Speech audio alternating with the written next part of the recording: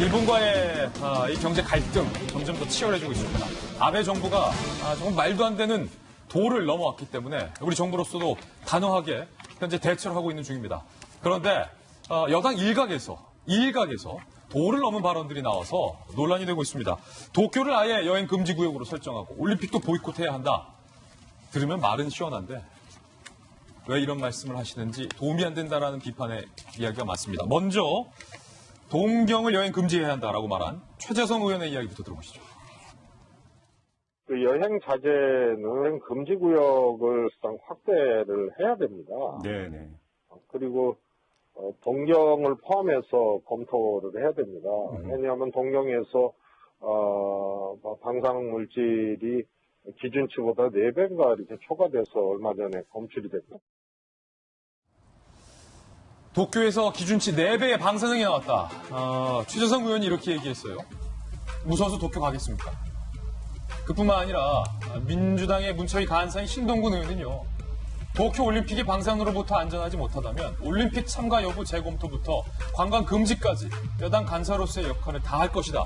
일단은 팩트체크부터 해보죠. 김병현 박사님. 네. 최재성 의원이 특위위원장이신데 네. 도쿄가 방사능의 기준치가 4배다라는 것 최재성 의원이 다 확인하고 구체적인 사실을 이야기한 겁니까? 아니면 시중에 떠도는 블로거의 자료를 언급한 겁니까? 여기에 대해서 반론에 대한 여지를 피력하고 있는 분들도 굉장히 많이 있기 때문에 지금 최재성 의원이 얘기했던 부분들이 현재 일본 도쿄 내에 있는 방사능 수치 전부를 발언했다라고 보기는 어려운 측면들이 있습니다. 이거 블로그 자료라는데. 그러니까 지금 이것을 우리가 어떻게 받아들여야 되면 지금 일본 도쿄에서도 우리 교민들이 굉장히 많은 숫자의 교민들이 있고요. 지금 한일 간의 갈등이 증폭되는 상황 속에서 일본 내에 굉장히 불안감과 부담감을 갖고 있는 교민들도 적지가 않습니다.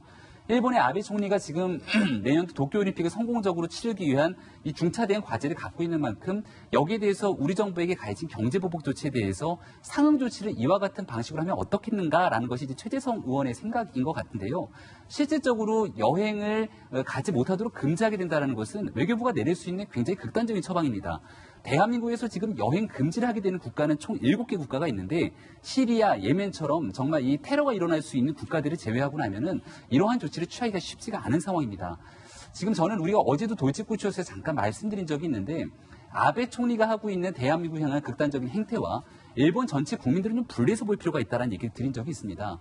이 부분을 결국 언젠가는 외교적인 해법들을 풀어가기 위한 공간들을 마련해야 되는데 극단적으로 일본 도쿄는 방사능으로 오염된 곳이기 때문에 대한민국 국민이 갈 수 없다라고 하는 얘기를 대한민국 여당의 핵심 중진 의원이 이와 같은 발언을 하게 된다면 이것은 아베 총리의 정책에 대해서 불만을 가지고 있는 일본에 대한 국민까지도 적으로 돌릴 수 있는 굉장히 위험한 행태가 될 수도 있습니다.